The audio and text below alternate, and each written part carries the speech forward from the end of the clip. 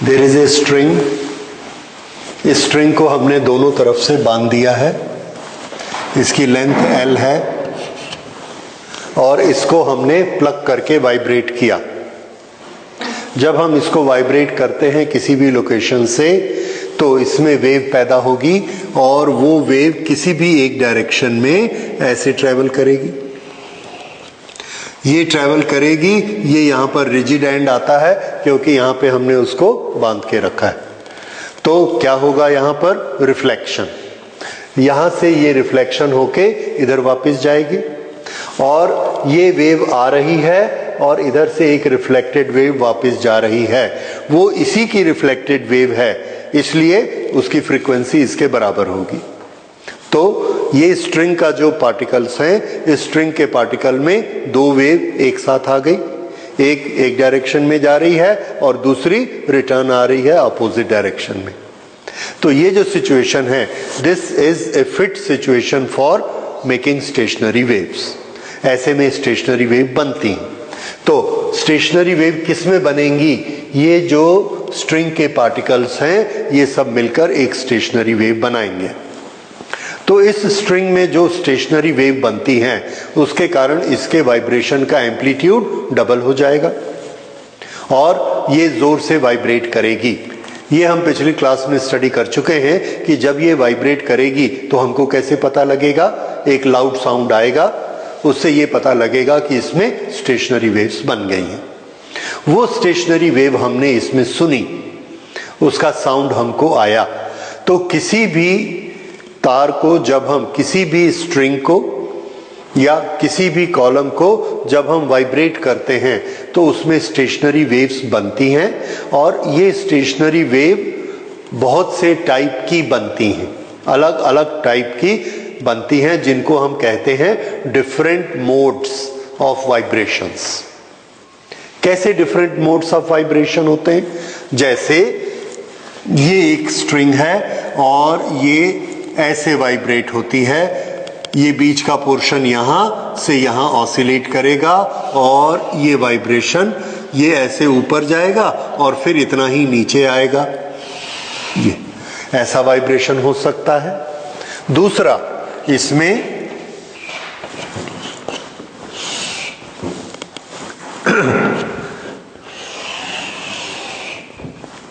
ऐसा और फिर ये स्ट्रिंग ऐसे होगी, एक बार ऐसी शेप लेगी, दूसरी बार ऐसी शेप लेगी, ऐसा भी वाइब्रेशन हो सकता है।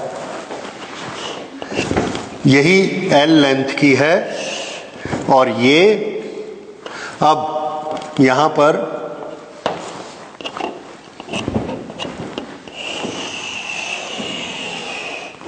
एक बार ये ऐसे हो जाएगी और दूसरी बार ऐसे हो जाएगी।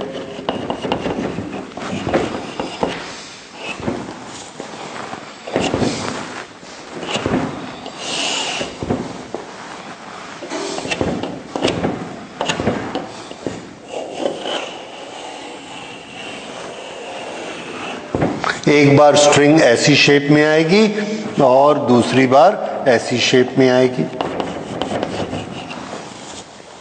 इसी तरह से और भी आ सकते हैं।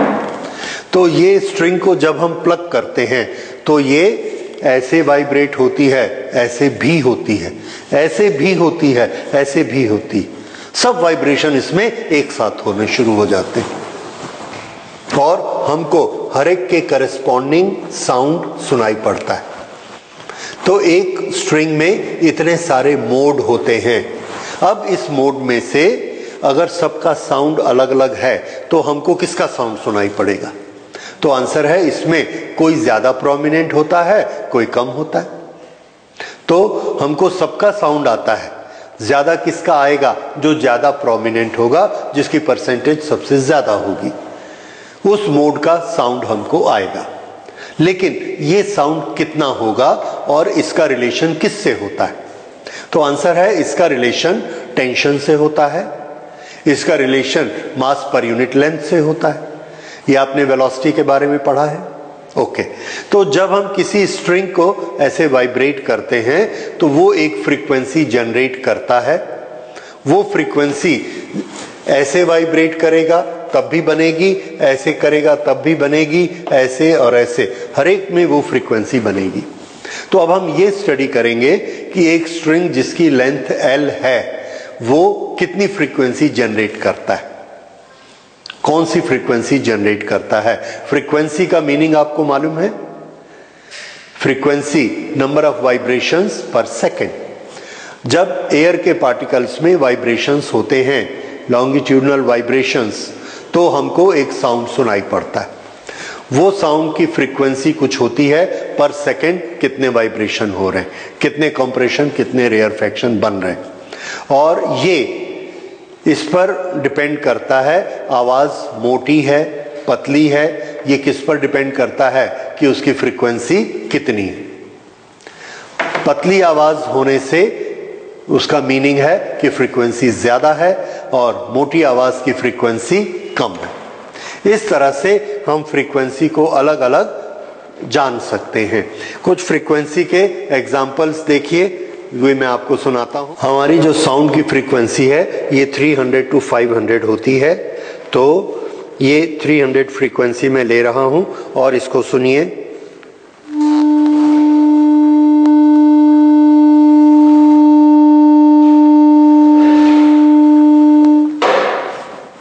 ये फ्रीक्वेंसी 300 थी। अब इसको हम कर देते हैं 1000। अब इस आवाज को सुनिए।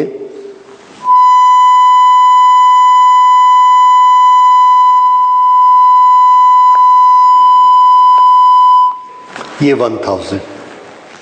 ओके, अब इस फ्रीक्वेंसी को कम करते हैं 100।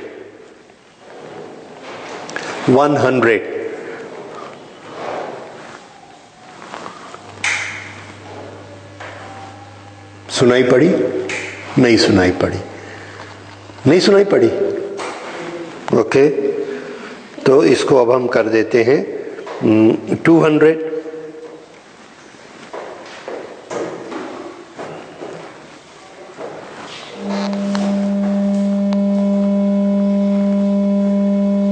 सुनाई पड़ती है?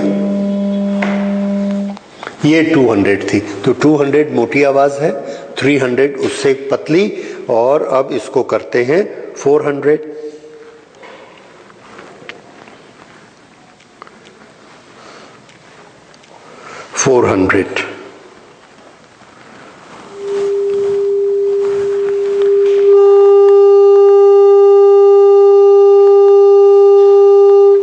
उससे पतली हुई।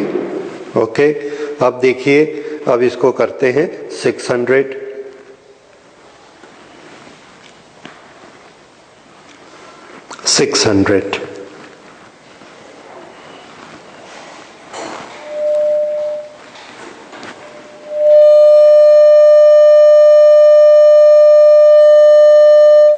ये 600 थी। इसी तरह से हम लोग अलग अलग फ्रीक्वेंसी, अगर हम इसकी फ्रीक्वेंसी बहुत ज्यादा कर दें, से 2000, तो 2000 की आवाज सुनिए।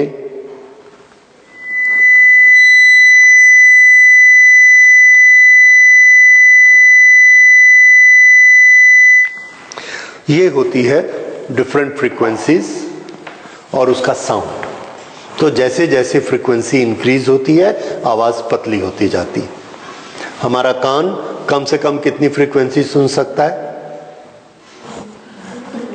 20 हर्ट्ज, और ज्यादा से ज्यादा 20,000। पर अभी मैंने 100 हर्ट्ज किया तो आप लोग सुने नहीं, मैंने भी नहीं सुना। इसका क्या मतलब है? इसका मतलब है हमारा कान खराब है। हाँ, इसका यही मीनिंग है। तो अगर आप टेस्ट कराएंगे तो उसमें फ्रीक्वेंसी का टेस्ट करके आपको बताया जाएगा ऑडियोमीटर में कि स्पीकर से आवाज सुनते सुनते, हेडफोन से सुनते सुनते लोअर फ्रीक्वेंसी की आवाज आपकी खत्म हो गई। तो लेकिन हम लोग बातचीत करते हैं 400 पे, तो 400 हमको आराम से सुनाई पड़ती है। लेकिन 100 के नीचे बहुत लाउड साउंड चाहिए, तब हमको सुनाई पड़ता है। जैसे ड्रम बजता है, वूफर जब बजता है हमारे म्यूजिक सिस्टम का, जिसमें ड्रम बजता है, उसकी फ्रीक्वेंसी बड़ी कम होती है। तो स्ट्रिंग का जब वाइब्रेशन ऐसा होता है तो इसको हम कहते हैं fundamental mode of vibration.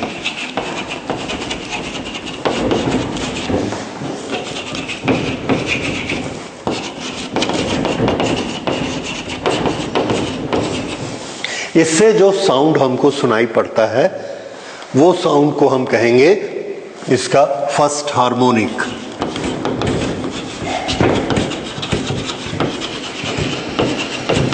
First harmonic. इसमें कितने नोड बने हैं? तो आंसर है दोनों एंड्स पर 2 नोड बने हैं और बीच में एक एंटी नोड बना है। ये होता है बेसिक मोड या फंडामेंटल मोड ऑफ वाइब्रेशन। तो किसी भी स्ट्रिंग को जब भी हम वाइब्रेट करेंगे, प्लग करेंगे, वो इस तरह से वाइब्रेट करेगा और इसका साउंड हमको मिलेगा। अब इस साउंड की फ्रीक्वेंसी कितनी होगी? तो इसकी फ्रीक्वेंसी हम निकाल सकते हैं। यहां से लेके यहां तक की टोटल लेंथ L है, लेकिन इससे जो वेव बनती है उस वेव की वेवलेंथ कितनी? तो इसका आंसर है कि ये वाली वेवलेंथ हाफ वेवलेंथ के बराबर होती है नोड से नोड तक। तो यहां पर λ/2 किसके बराबर है? लेंथ के बराबर। तो लैम्डा कितना हुआ? Therefore lambda is equal to 2L। अगर लैम्डा 2L है तो इसकी फ्रीक्वेंसी कितनी होगी? फ्रीक्वेंसी का फॉर्मूला क्या होता है? Velocity upon lambda. तो ये हुआ velocity upon 2L। Velocity upon 2L, और वेलोसिटी का फॉर्मूला हमको मालूम है, we will not write it here. Velocity का फॉर्मूला आपको क्या मालूम है? √T/m, और ये सामने क्या आ गया? 1/2L। ये फ्रीक्वेंसी हमको ये वाले मोड में मिलेगी। लेंथ कहां पर आया आप देख रहे हैं? ओके, तो ये फ्रीक्वेंसी किस पर डिपेंड करती है? लेंथ पर डिपेंड करती है, टेंशन पर डिपेंड करती है और मास पर यूनिट वॉल्यूम पर डिपेंड करती है। अब मान लीजिए स्ट्रिंग का टेंशन हमने कांस्टेंट कर दिया, स्ट्रिंग को हम नहीं बदल रहे हैं, तो T और M दोनों कांस्टेंट हो गए। अब फ्रीक्वेंसी किस पर डिपेंड करेगी? लेंथ पे। तो इतनी लेंथ अगर इसकी L है 2 नोड के बीच में, तो ये वाली फ्रीक्वेंसी हमको सुनाई पड़ेगी। We will call it fundamental frequency और frequency for first harmonic. First harmonic. अब यहां पर दिस इज सेकेंड हार्मोनिक। यहां से जो साउंड सुनाई पड़ेगा उसे क्या कहा जाएगा? Second harmonic.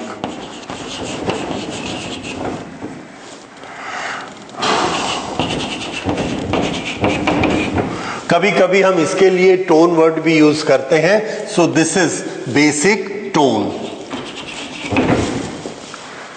ओके, तो ये बेसिक टोन, फंडामेंटल मोड और फर्स्ट हार्मोनिक, ये वाला कौन सा हो गया? Second harmonic. अगर हम इसको टोन बोलेंगे सो this is first over tone, लेकिन 2 नाम याद रखने में हमको कंफ्यूजन हो सकता है। So we will remember only harmonics. तो ये कौन सा हार्मोनिक है? Second harmonic.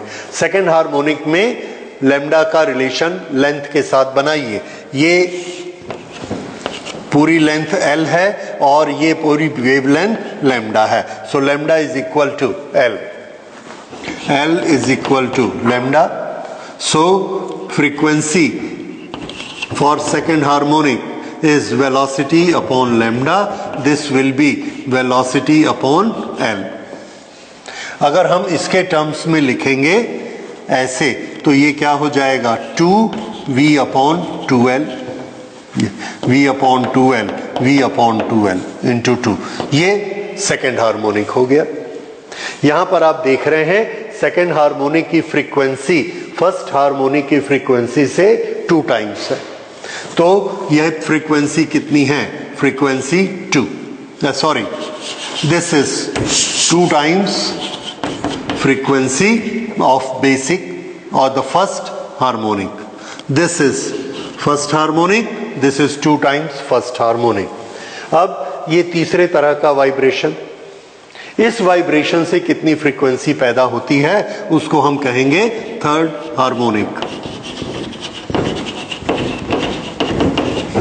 इस थर्ड हार्मोनिक में ये टोटल लेंथ L है and this is 1 lambda, this is half lambda, so this is 3/2 lambda. So here length is equal to 3/2 lambda, or lambda is equal to 2/3 L, and here again frequency number 3 is velocity upon lambda. Velocity is v और यहाँ lambda किसके बराबर है 2/3L, 2L/3। ये आ गया। This third harmonic is 3 times v/2L, और v/2L क्या है first harmonic, so this is 3 times first harmonic. इसकी फ्रीक्वेंसी इतनी होगी। और अब यहां आते हैं L, this is fourth harmonic.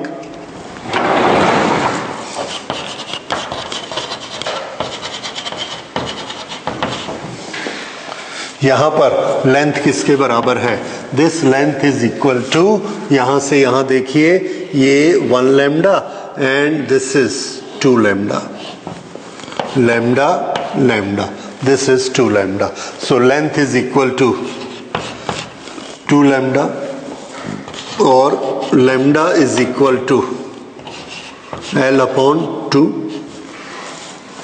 Okay, so frequency for this fourth harmonic will be v/lambda, and here v/lambda is equal to L/2, L/2।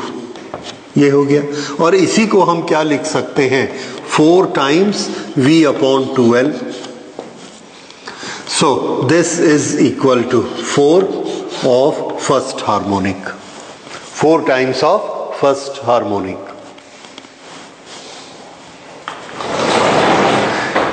तो अब आप ये देखिए फर्स्ट हार्मोनिक में फ्रीक्वेंसी कितनी है v/2L।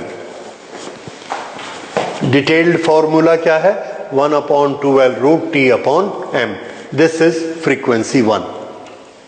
इसी तरह से सेकेंड हार्मोनिक की जो फ्रीक्वेंसी है वो 2, थर्ड हार्मोनिक की 3, फोर्थ हार्मोनिक की 4। सो अब आप मुझे बता सकते हैं frequency of nth harmonic.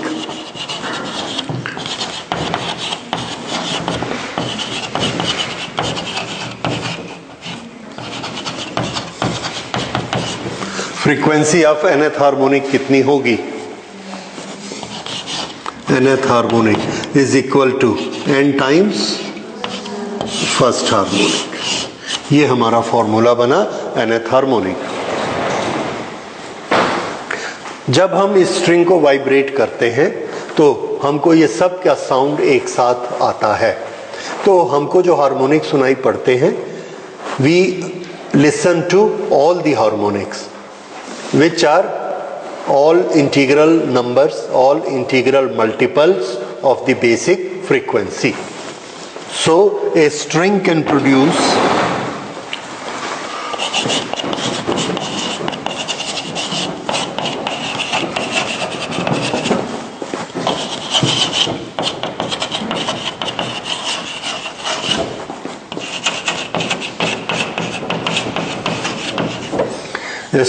produce all integral multiples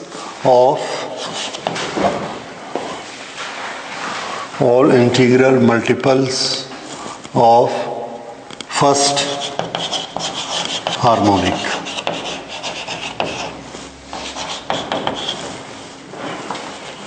This is the important word, all। मतलब new one, 2 new one, 3 new one, 4 new one, सब के सब ये प्रोड्यूस करता है।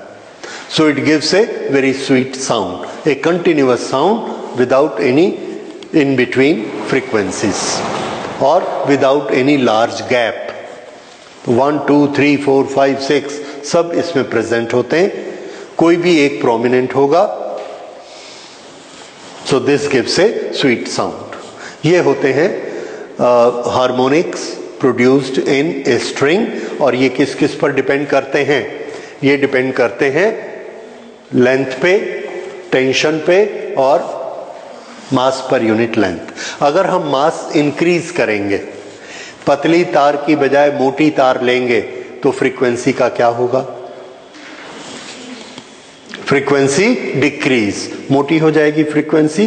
इसलिए सितार में या गिटार में अगर हम तार मोटी लेते हैं तो आवाज मोटी हो जाती है, फ्रीक्वेंसी कम हो जाती है। समझ में आया? फिर से, सितार के तार को हमने टाइट किया, टेंशन को इंक्रीज किया, क्या होगा? फ्रीक्वेंसी विल इंक्रीज, आवाज पतली होती जाएगी। समझ आ गया? उसके बाद सितार के तार पे जो अलग अलग पर्दे बने होते हैं उस पर ऐसे उंगली चलाते हैं, तो हम क्या करते हैं, जहां हम उंगली से दबा देंगे वहां पर नोड बन जाएगा। दब गया वो पोर्शन, तो जो total length of the string है, शुरू से यहां से आई, यहां से ऐसे तार चल रही है इतनी लंबी, मैंने उसको यहां दबा दिया तो उसकी लेंथ इतनी हो गई, लेंथ छोटी हो गई। लेंथ छोटी होगी तो फ्रीक्वेंसी का क्या होगा? Frequency will increase. इस तरह से मैं अगर लगातार ऐसे हाथ चलाता हूं सितार पर, तो मैं उसकी फ्रीक्वेंसी को कंटिन्यूअसली चेंज कर रहा हूं। फ्रीक्वेंसी कम, फ्रीक्वेंसी मोटी। इस तरह से हम तार की लेंथ को चेंज करके फ्रीक्वेंसी को चेंज कर सकते हैं, टेंशन को चेंज करके फ्रीक्वेंसी को चेंज कर सकते हैं, और तार को पतले से मोटा करके फ्रीक्वेंसी चेंज कर सकते हैं। तो इतनी सारी वैरायटी हमारे पास फ्रीक्वेंसी चेंज करने की होती है। तो इससे फिर ये होता है कि हम सब तरह की फ्रीक्वेंसी उसमें चूज कर सकते हैं, अपनी मनपसंद फ्रीक्वेंसी उसमें ला सकते हैं। इसलिए सितार में बहुत वैरायटी होती है। तो एक लंबे तार में इतने पर्दे होते हैं, 21 पर्दे होते हैं। तो अगर हम ऐसे करते हैं तो 21 तरह की फ्रीक्वेंसी हम जनरेट कर लेते हैं। उसके बाद दूसरा तार लेते हैं उससे मोटा वाला, उसमें भी कर लेते हैं। उसके बाद तीसरा तार लेते हैं, चौथा तार लेते हैं, तो कितनी तरह की फ्रीक्वेंसी हमारे हाथ में हो जाती है। ठीक है? So that is versatility of this instrument, कि इतनी सारी फ्रीक्वेंसीज हम उसमें जनरेट कर सकते हैं। ओके, सो दिस इज, यहां पर जो वेव्स बन रही हैं ये कौन सी वेव्स हैं? Stationery waves. ठीक है? तो ये स्टेशनरी वेव का एक एप्लीकेशन हुआ। अब हम दूसरा एप्लीकेशन देखते हैं, stationery waves in air columns. Air column में स्टेशनरी वेव्स कैसे बन सकती हैं? स्टेशनरी वेव बनाने के लिए हमारे पास कंडीशन क्या है? There should be two waves, same frequency from opposite direction. So stationary waves in air columns.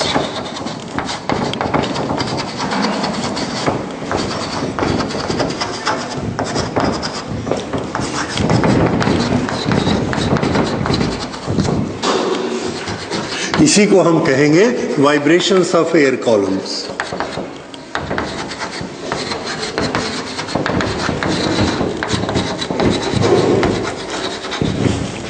Vibration of air columns. Air column कैसे होते हैं? एयर कॉलम हम इस तरह से बनाते हैं। दो तरह के एयर कॉलम हमारे पास होते हैं। एक एयर कॉलम मान लो हमने ऐसे बनाया, ये हमारे पास एक ट्यूब है, पानी की ट्यूब, और इसमें हमने पानी भर दिया ऐसे। इस पानी को हम ऊंचा नीचा कर सकते हैं। यहां से लेके यहां तक ये यहां एयर भरी हुई है। This we will call as air column. Air column, ये जो इसके अंदर की एयर है। इसके बाहर की जो एयर है वो पूरी ऐसी फैली हुई है। इस एयर के पार्टिकल्स को फ्रीडम है। Due to this freedom they can vibrate to any position. पर यहां पर जो कॉलम्स हैं इनके पास फ्रीडम नहीं है, because they are in a bound medium. एक ग्लास के अंदर ये बाउंड है, तो ये वाले बाउंड हैं और ये वाले फ्री हैं। ये आपको याद रखना है। This behaves like a bound medium, bound air, और ये वाली कैसी है? Free air. ओके, अब इस एयर कॉलम को हम वाइब्रेट करते हैं और इसमें वेव्स को भेजते हैं। वेव्स को कैसे भेजते हैं? उठाया और ऊपर से बोलना शुरू कर दिया, उसमें प्रेशर वेव्स जाएंगी, उसमें कंप्रेशंस और रेयरफैक्शंस जाएंगे, वेव अंदर जाती है। इसके ऊपर हमने एक अपना इंस्ट्रूमेंट लगा दिया, ये वाइब्रेट कराया, इसको वाइब्रेट कराया, ये ऐसे ऐसे वाइब्रेट होता है। जैसे इसको जब हम वाइब्रेट करते हैं तो ये इस तरह से ऐसे वाइब्रेट होता है। एक बार ऐसा होगा और एक बार ऐसा होगा। यहां बीच से हमने पकड़ा और इसको वाइब्रेट कराया।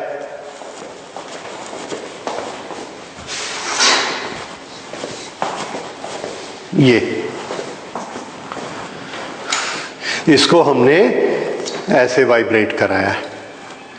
तो इसको जब अच्छे से मजबूत से पकड़ेंगे और ये ज़्यादा सॉलिड होगा और इसको वाइब्रेट करेंगे तो ये वेव्स बनाएगा दोनों तरफ। अब हमने इसको ऐसा मोड़ दिया, मोड़कर फिर इसको वाइब्रेट किया, तब भी वाइब्रेट होगा और इसकी एक पर्टिकुलर फ्रीक्वेंसी होगी। तो ये इस तरह से वाइब्रेट होता है। एक बार ऐसे अंदर आएगा और फिर एक बार ऐसे बाहर जाएगा। इस तरह से वाइब्रेट होते। तो जब ये ऐसा वाइब्रेट होता है, अंदर आता है बाहर जाता है, अंदर आता है बाहर जाता है, तो यहां पर वेव्स बनेगी। जब ये ऐसे बाहर जाएगा तो यहां पर कंप्रेशन बनेगा और फिर जब ये अंदर जाएगा तो रेयरफैक्शन बनेगा, फिर कंप्रेशन बनेगा, फिर रेयरफैक्शन, फिर कंप्रेशन, फिर रेयरफैक्शन। इस तरह से ये वाइब्रेट होता है। ये कोई भी स्ट्रिंग को आप ऐसे करेंगे तो ये ऐसे वाइब्रेट होगी। ठीक है, तो ये वाइब्रेशन होने से इसमें ये हमने इसको, तो जब ये ऐसे वाइब्रेट होती है, इसकी फ्रीक्वेंसी अगर चेंज होगी, अगर इसकी फ्रीक्वेंसी 300 से ज्यादा हो गई, 200 से ज्यादा हो गई, तो इसका साउंड हमको सुनाई पड़ने लगता है। ठीक है, तो ये ट्यूनिंग के लिए काम में आते हैं और इसकी शेप फोर्क जैसी होती है। We call it tuning fork. ये ट्यूनिंग फोर्क को हम यहां पर रखते हैं और वाइब्रेट करते हैं। कोई भी चीज से हिट करके इसको वाइब्रेट करते हैं तो ये यहां से ऐसे वेव्स को अंदर भेजता है। ये वेव्स जाती हैं, यहां स्ट्राइक करती हैं और स्ट्राइक करके यहां से वापस आती। तो इस कॉलम में वो कंडीशन क्रिएट हो गई, एक तरफ जाने वाली वेव और एक तरफ आने वाली वेव, एक ही मीडियम में दोनों वेव हैं और दोनों की फ्रीक्वेंसी सेम है। तो हमारी दोनों शर्तें मीट आउट हो गई, इसलिए इसके अंदर क्या बनेगी? Stationary wave. ये जो स्टेशनरी वेव बनती है, हमको कैसे पता लगता है? लाउड साउंड आएगा तो हमको इसमें लाउड साउंड सुनाई पड़ता है। तो जब हमको इसमें लाउड साउंड सुनाई पड़ता है तो हम इसको सर्च करते हैं कि किस तरह से इसमें स्टेशनरी वेव बनी होंगी। तो स्टेशनरी वेव में क्या क्या बनता है? नोड और एंटी नोड। तो इसका जो सबसे पहला जो फंडामेंटल हार्मोनिक बनता है, सबसे पहला मोड जो वाइब्रेशन का होता है, उसमें नोड और एंटी नोड कहां बनते हैं? तो इसमें ये वाटर की सरफेस मैं यही बना लेता हूं।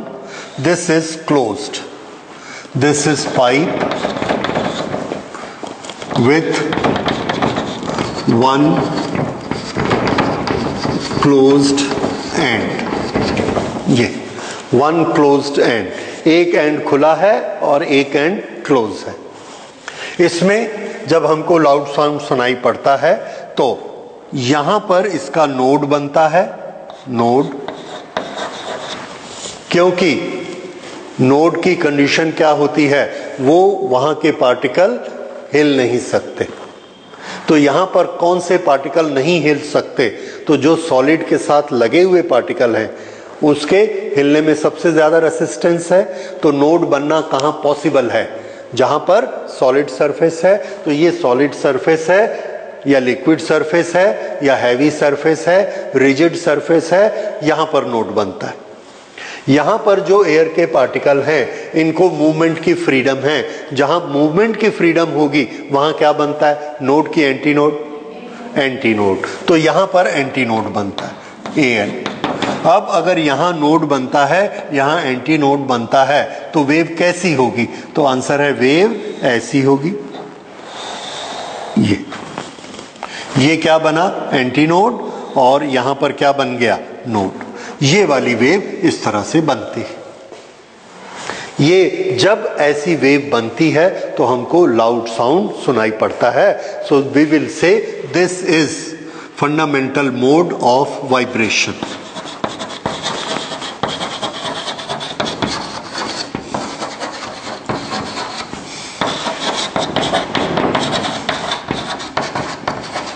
इसी को हम कहेंगे इसकी बेसिक टोन, इसी को हम कहेंगे इसका बेसिक टोन, फंडामेंटल मोड। तो इसका ये जो हार्मोनिक बना इसकी फ्रीक्वेंसी कितनी होगी? फ्रीक्वेंसी निकालने के लिए शुरू करते हैं कैलकुलेशन। ये नोड है, ये एंटी नोड है और इसमें रेजोनेंस हो रहा है, हमको लाउड साउंड सुनाई पड़ रहा है, स्टेशनरी वेव बन चुकी है और ये इसकी लेंथ है L। अब लैम्डा में इसको ट्रांसलेट करिए। इसके अंदर जो वेव बनी उसकी वेवलेंथ कितनी है यहां से यहां तक? Is it 1 lambda, half lambda, 1/4 lambda, 2 lambda? कितना? 1/4, क्योंकि एक नोड से एक एंटी नोड तक 1/4 होती है। This we have done. So this is lambda by 4। So जब ये फंडामेंटल मोड में, फर्स्ट मोड में वाइब्रेट करती है तो उस समय इसका लैम्डा किसके बराबर होता है? Lambda by 4 is equal to length और lambda is equal to 4L। अगर lambda is equal to 4L हो गया तो फ्रीक्वेंसी कितनी होगी? Therefore frequency is equal to velocity upon lambda. This is equal to velocity upon 4L. This is the first resonance of an closed pipe. Pipe closed at one end, उसकी basic frequency हमको कितनी सुनाई पड़ती है? V upon 4L. What is V? Velocity of the sound in air. What is L? Length of the pipe.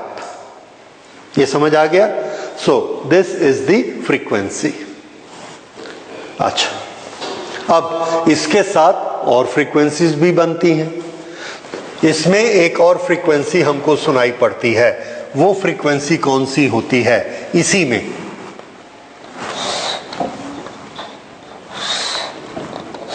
Same L।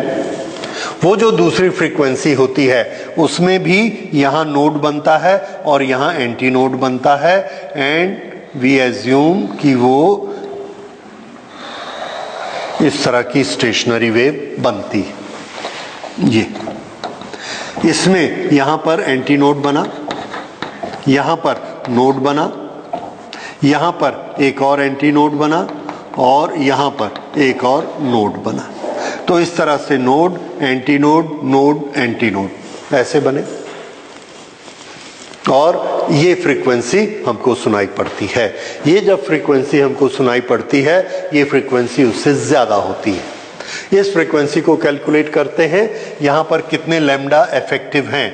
This is half lambda, this is 1/4, so this is 3/4 lambda. Now 3/4 lambda is equal to length of the pipe, therefore lambda is equal to 4L upon 3. Therefore frequency second resonance frequency is equal to V upon lambda. Here V upon lambda is 4L upon 3. 4L upon 3. This is second frequency. और ये किसके बराबर होती है? V upon 4L. V upon 4L first frequency थी, तो ये कौन सी हो गई? 3 times first frequency. 3 times the frequency of the first resonance.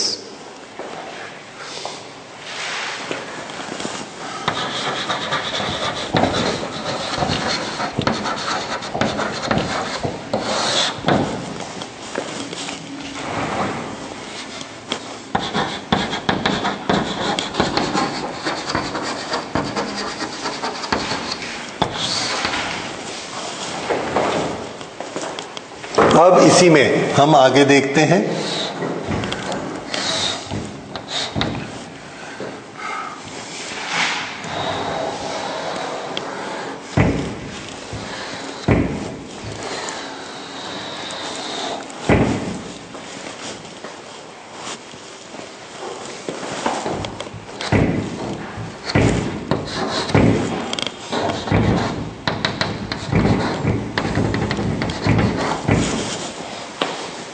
यहां पर 2 नोट बने थे। थर्ड टाइम हमको हायर फ्रीक्वेंसी पर एक और फ्रीक्वेंसी पे लाउड साउंड सुनाई पड़ता है। We will say it is third resonance. तो थर्ड रेजोनेंस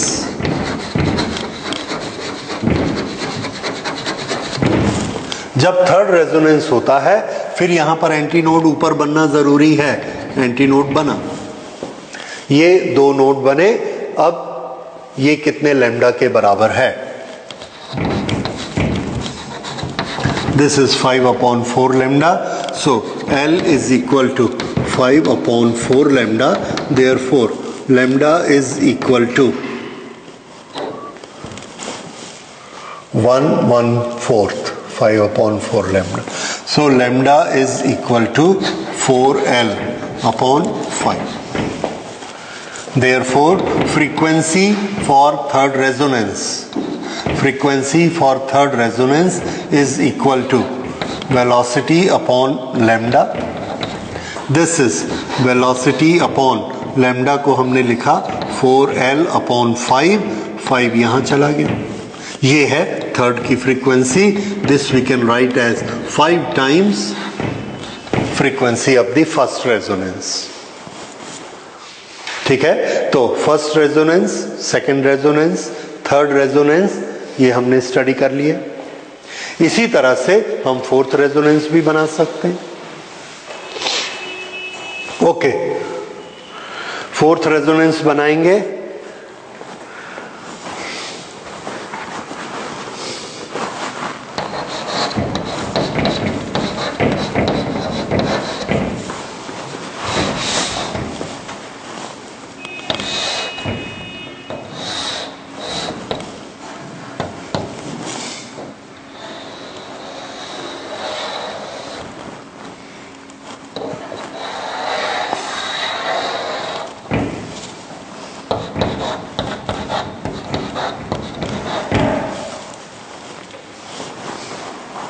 ये उसी पाइप L लेंथ वाले पाइप में ये बन गया 1 वेव एंड दिस इज कितना हो गया? ये 3/4।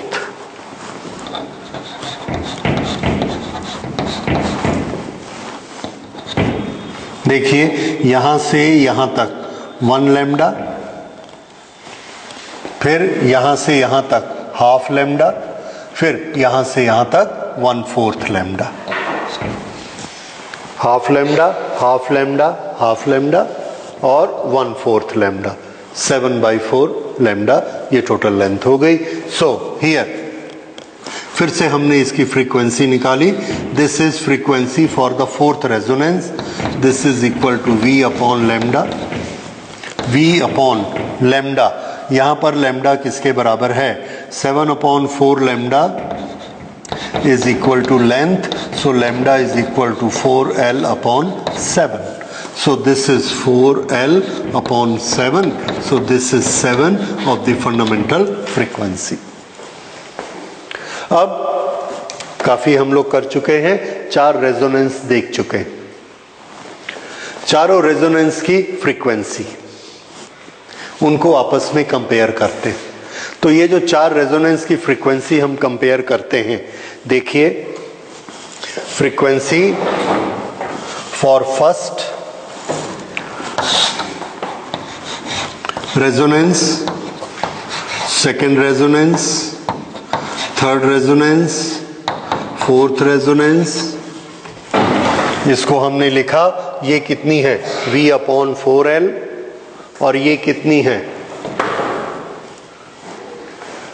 V अपॉन 4L और ν2 ये रहा second frequency ν2 3V upon 4L।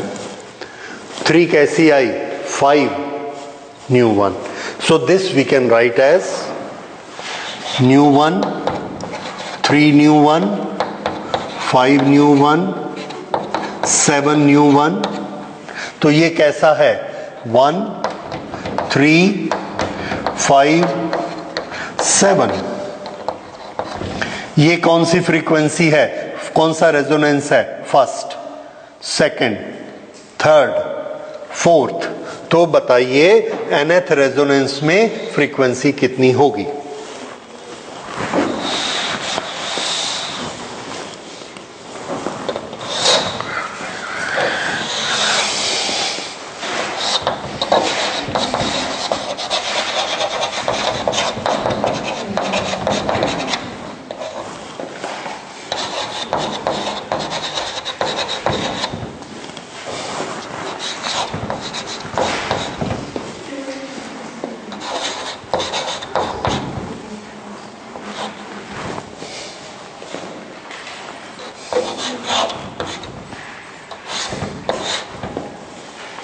Okay, n यहां पर आया, n को 1 रखिए, ये कितना हो जाएगा 1।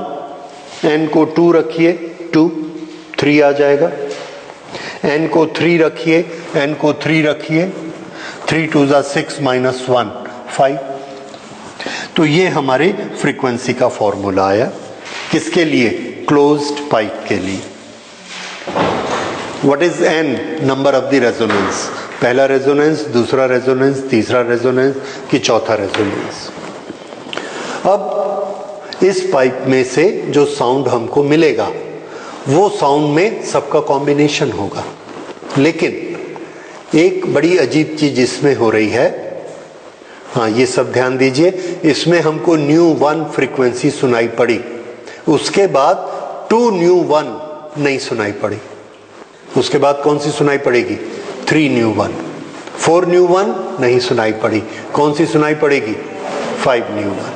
तो कौन से मल्टीपल सुनाई पड़ते हैं, ऑड मल्टीपल्स, इवन मल्टीपल नहीं सुनाई पड़ते। उसको हम ये कहेंगे कि ऑड हार्मोनिक्स इसमें सुनाई पड़ते हैं, इवन हार्मोनिक्स सुनाई नहीं पड़ते। ऑड हार्मोनिक सुनाई पड़ते हैं, इवन इसमें से नहीं आते। तो ये मिक्सचर किसका होता है, ये मिक्सचर ऑड हार्मोनिक्स का होता है, सभी फ्रीक्वेंसीज का मिक्सचर नहीं है। स्ट्रिंग में जब हमने बजाया तो उसमें जो हमको मिक्सचर मिला था उसमें कौन से हार्मोनिक थे, ऑल हार्मोनिक्स, ऑल, ν1 2ν1 3ν1 4ν1 सभी मिले थे उसमें। So we get all harmonics in the string, but in this pipe we are getting only odd harmonics। ये समझ आया। तो odd harmonic का साउंड थोड़ा सा स्वीट नहीं होता, और सभी हार्मोनिक अगर हमको मिलते हैं तो वो एक जैसा मिलता है, स्मूथ साउंड मिलता है, and that is sweeter sound. ठीक है, ये वाला पाइप जो हमने पढ़ा ये एक तरफ से बंद था और इस तरह से इसमें वेव्स घूमती हैं, लेकिन एक तरह का और पाइप होता है जो दोनों तरफ से खुला होता है। आपने देखा है दोनों तरफ से खुला पाइप और उसके अंदर एयर के वाइब्रेशंस हमने देखा है। हम लोग बांसुरी देखते हैं, 2 तरह की बांसुरी होती है, एक जिसको ऐसे रख के बजाते हैं ये इस तरह से बजाते हैं इसको। इसमें एक तरफ हम अपना मुंह रखते हैं, वो एंड बंद हो जाता है और दूसरा एंड खुला रहता है। सो this is open and from one side is closed. इसके अंदर हम वाइब्रेशन करते हैं। तो ये कौन सी चीज हो गई? Vibrations in one and open pipe. दूसरा, आपने कृष्ण जी की बांसुरी देखी है, वो ऐसे बांसुरी बजाते हैं तो उसमें यहां पर ओपनिंग होती है और यहां से हम वाइब्रेशन पैदा करते हैं। इस बांसुरी का ये एंड भी ओपन है और ये एंड भी ओपन है। तो ये कैसी पाइप है? इसके अंदर जो एयर कॉलम है that is bound in this, but this is open at both ends. और ऐसे वाले में ओपन एट वन एंड और ऐसे वाले में ओपन एट बोथ एंड्स। तो ये दोनों के वाइब्रेशंस अलग अलग होते हैं। अभी हमने कौन से स्टडी किए? Closed eight one and, open at one and. अब हम स्टडी करते हैं vibrations in open pipe which is open at both ends. हाँ, ये एक एयर कॉलम है, ऐसे पाइप में है जो दोनों तरफ से ओपन है। इसके अंदर हमने वाइब्रेशन किए, किधर से भी वाइब्रेशन किए, इधर से फूंक के या इधर से फूंक के, कहीं से भी या ऊपर से। इसमें जब वाइब्रेशंस होते हैं तो ये मीडियम बाउंड मीडियम है और ये वाला मीडियम ओपन मीडियम है, फ्री मीडियम है।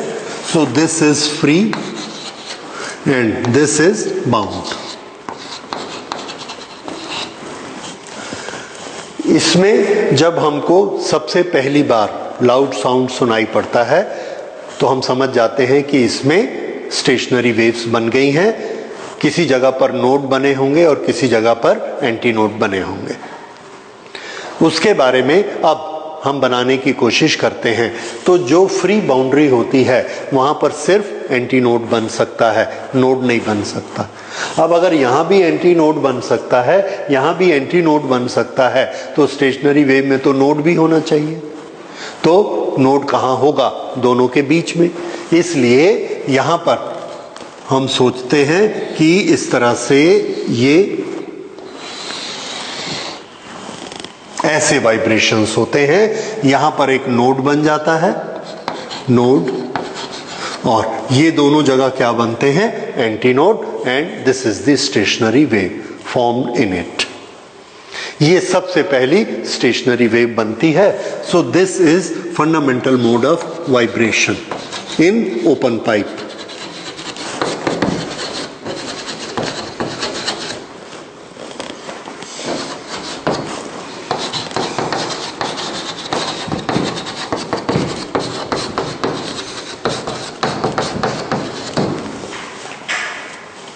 ओके, अब इसमें रेजोनेंस हो रहा है, स्टेशनरी वेव बनी है, तो हमको लाउड साउंड सुनाई पड़ेगा।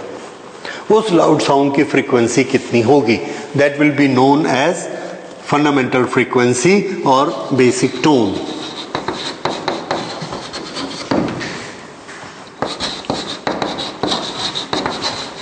First, resonance. इसकी फ्रीक्वेंसी हमको निकालनी है ν1। तो इस पाइप की लेंथ हमने नापी, ये लेंथ है L, और ये एक क्रेस्ट और ये बना ट्रफ। क्रेस्ट से ट्रफ तक वेव कितनी लंबी होती है? क्रेस्ट से ट्रफ तक, क्रेस्ट से अगले क्रेस्ट तक 1 लैम्डा, तो क्रेस्ट से ट्रफ तक half lambda. So this is half lambda. So lambda by 2 is equal to L, therefore lambda is equal to 2L. अगर lambda is equal to 2L है तो इसकी फ्रीक्वेंसी कितनी होगी? Frequency is V upon lambda, so this is V upon 2L. This is first resonance frequency. अब अगर हम frequency बढ़ाते हैं, फिर से इसमें रेजोनेंस होता है और हमको फिर से जो लाउड साउंड सुनाई पड़ता है सेम पाइप में, उसकी फ्रीक्वेंसी ज्यादा होती है और अब हम सोचते हैं कि उसमें जो स्टेशनरी वेव बनती हैं वो स्टेशनरी वेव इस तरह से बनती हैं।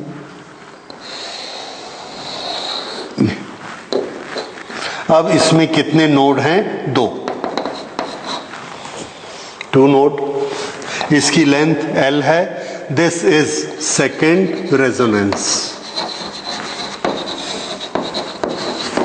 सेकेंड रेजोनेंस हुआ, ये क्रेस्ट या trough. So this length is 1 lambda. So इसकी frequency V upon lambda, this is V upon L। इसको हम लिख सकते हैं 2V अपॉन 2L और 2 बेसिक फ्रीक्वेंसी।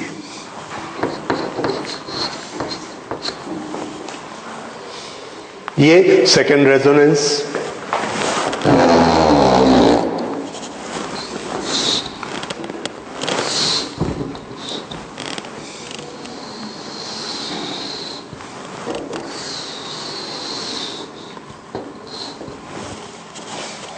ये third resonance.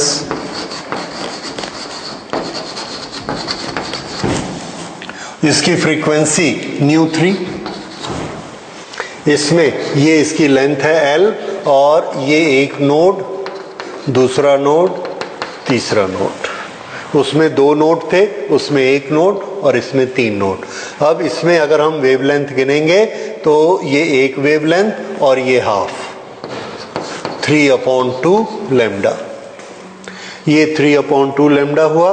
Therefore lambda is equal to 2/3L। तो फ्रीक्वेंसी कितनी हुई?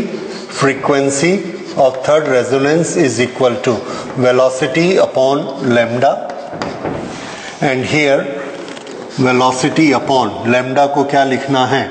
2L/3। This is frequency of the third resonance. और इसको हम लिख सकते हैं, ये 3 और V/2L है ν1। इस तरह से ये इसकी फ्रीक्वेंसी हुई। इसी तरह से हम फोर्थ की भी बना सकते हैं।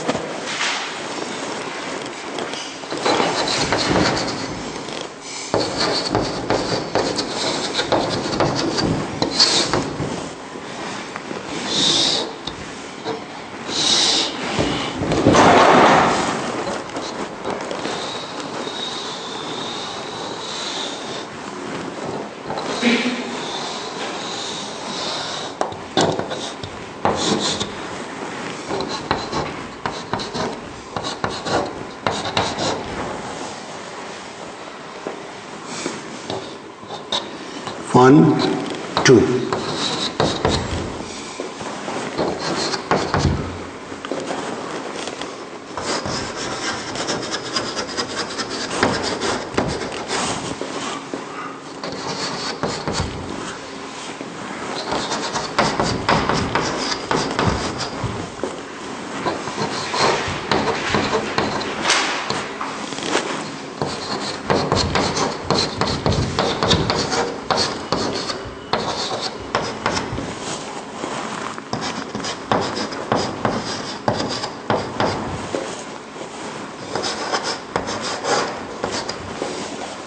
If we compare the frequencies of first resonance, second resonance, third resonance, fourth resonance, so this is ν1, 2 ν1, 3 ν1 and 4 ν1। तो nth रेजोनेंस की फ्रीक्वेंसी क्या होगी? Frequency for nth resonance, this is n times ν1।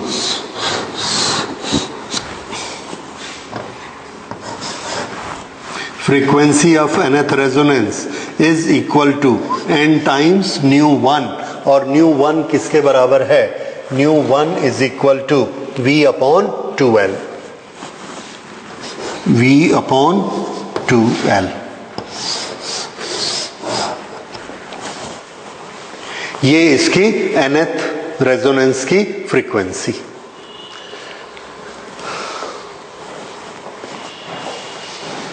अब इस फ्रीक्वेंसी में यहां पर जब हम वाइब्रेशन करते हैं तो हमको इसका साउंड भी आता है, इसका भी आता है, इसका भी आता है और इसका भी आता है, सबका मिक्सचर हमको सुनाई पड़ता है। अब ये जो मिक्सचर सुनाई पड़ेगा उस मिक्सचर में हार्मोनिक्स कौन कौन से हैं? Nu 1 is the first harmonic, nu 2 is the second harmonic, nu 3 nu 1 third harmonic and this is fourth harmonic. तो हमको कौन से सुनाई पड़े harmonic? All harmonics are present.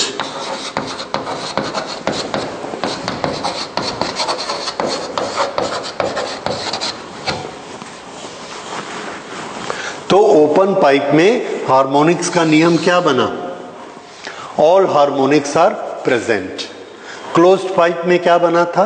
Only odd harmonics are present, first, third, fifth, seventh. Open pipe में क्या बना?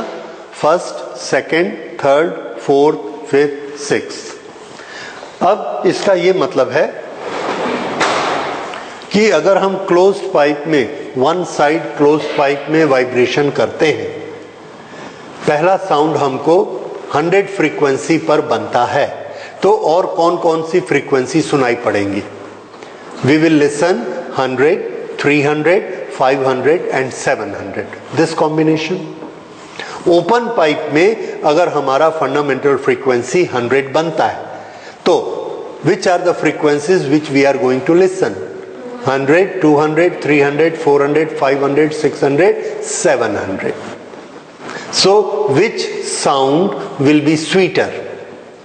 So answer, open pipe will be sweeter because there are no many ups and downs. उसमें हमको 100 के बाद closed वाले में 100 के बाद सीधा क्या सुनाई पड़ेगा? 300, 100 मोटा, 300 पतला। और इसमें क्या सुनाई पड़ेगा? 100, फिर 200, फिर 300, एक जैसे स्लोप में बढ़ते हुए। इसलिए ये ज्यादा स्वीट भी होता है और इसमें ज्यादा वैरायटी भी होती है।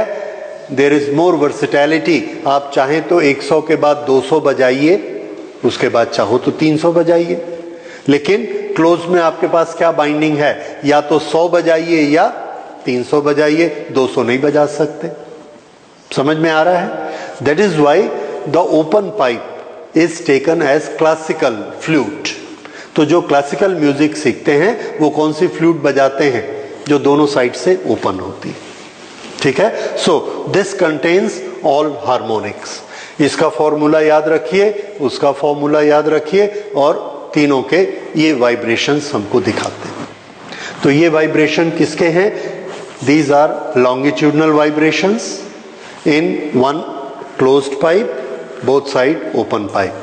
स्ट्रिंग में जो हमने स्टडी किए वो कौन से थे? ट्रांसवर्सल, जो कि स्ट्रिंग की सरफेस पे जाते हैं, ट्रांसवर्सल, उसका रेजोनेंस हुआ था।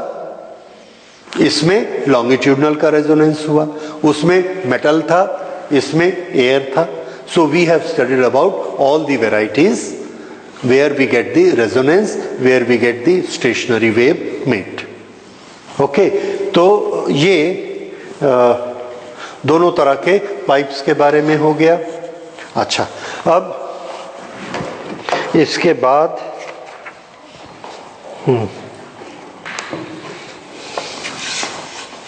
ये एक पाइप है, इसको देखिए, साउंड सुनाई पड़ता है। ये कौन सा पाइप है और इसमें कैसे साउंड आया? ये बस्तर से आया है, अभी एग्जीबिशन से हम लोगों ने लिया है। ये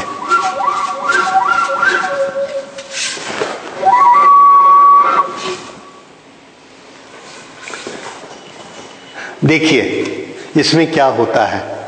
ये एंड इसका ओपन है, इस एंड में ये एक इन्होंने ये लगाया हुआ है यहाँ पर वॉशर। वॉशर मतलब ये इस तरह का है, ये पाइप ऐसा है और इस पाइप में ये इधर एक वॉशर लगाया हुआ, बीच में छेद है, एक ऐसा गोल प्लेट, ये गोल प्लेट, और बीच में ये एक छोटा सा होल दिया हुआ है, ऐसे दिख रहा है ये, ठीक, ये चीज। अच्छा, इससे होता क्या है, यहां से एयर जाएगी ऐसे इस डायरेक्शन में, ये वाली एयर ऐसे चली गई, लगातार जा रही है, मतलब एक वेव तो कंटिन्यूअस जा रही है इस डायरेक्शन में, जो कि यहां से निकल रही है। यहां पर जो जाकर टकराएगी उसका क्या होगा, यस, ये रिफ्लेक्ट होके वापस आई। अब इसके अंदर के स्पेस में देखिए, एक जाने वाली वेव और एक आने वाली वेव, ये दोनों वेव आ गई तो यहां क्या होगा, यस, स्टेशनरी वेव बनेंगी। दोनों की क्या शर्त है हमारी, डायरेक्शन दोनों तरफ होनी चाहिए, है कि नहीं, ठीक है। और दूसरी शर्त क्या है, फ्रीक्वेंसी सेम होनी चाहिए। कैसे मालूम, क्योंकि वही वेव तो वापस आ रही है रिफ्लेक्ट होके, तो फ्रीक्वेंसी वही रहेगी। दोनों शर्त पूरी हो गई, इसलिए इसके अंदर क्या बनेगा, स्टेशनरी वेव। और जब भी स्टेशनरी वेव बनती है, रेजोनेंस से बनती है, और उससे वाइब्रेशंस इंक्रीज हो जाते हैं और इंटेंसिटी 4 टाइम्स इंक्रीज हो जाती। So we listen the sound. समझ में आया, इस तरह से इसमें स्टेशनरी वेव बनती हैं। लेकिन क्यों बनी ये कैसे बनी, मैंने तो फूका नहीं इसमें। अच्छा, दूसरी चीज, इस वाशर का क्या काम है, इस वाशर के 2 काम हैं। नंबर 1, ये वाला जो पोर्शन है ये इसको वापस करेगा, उससे हमको क्या मिलेगी, wave in the opposite direction. तो फिर इसको पूरा ही बंद क्यों नहीं कर दिया, क्योंकि अगर पूरा बंद कर देंगे तो ये वेव जानी बंद हो जाएगी, सो वेव इन फॉरवर्ड डायरेक्शन बंद हो जाएगी। हमको तो दोनों चाहिए, wave in forward direction and wave in backward direction. Wave in forward direction वो वाली एयर स्ट्रीम बनाती है जो इसमें से पार होके जा रही है, और इधर वाली स्ट्रीम कौन सी बनती है, जो इससे रिफ्लेक्ट होके आ रही है। तो इसके अंदर दोनों स्ट्रीम बनानी है, एक स्ट्रीम ये ओपनिंग के कारण है और एक स्ट्रीम ये बंद वाले पार्ट के कारण है, ठीक है। इस तरह से इसमें 2 स्ट्रीम है, दोनों की फ्रीक्वेंसी एक जैसी है, और उसके कारण इसमें रेजोनेंस होता है, और रेजोनेंस का साउंड हमको सुनाई पड़ता है। लेकिन फिर से वही है कि बिना फूके ये क्यों बनता है, सोचिए, इसमें कौन फूक रहा है,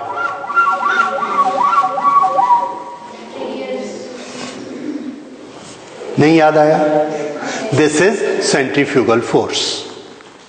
किसी भी एक पत्थर को हमने धागे पे लिया, बांधा और घुमाया, पत्थर किस तरफ भागता है, बाहर की तरफ, आउटवर्ड, उसको हम क्या बोलते हैं, सेंट्रीफ्यूगल फोर्स। इसके अंदर एयर के पार्टिकल हैं और ये घुमाया, तो एयर के पार्टिकल किधर भागेंगे, यस, बाहर की तरफ। तो ये एयर के पार्टिकल ऐसे बाहर भागते हैं, कुछ ऐसे जाते हैं, कुछ रिफ्लेक्ट होते हैं, अंदर में रेजोनेंस क्रिएट हो गया, ठीक है। तो this is all due to physics principles. समझ में आता है, okay. So will close it today.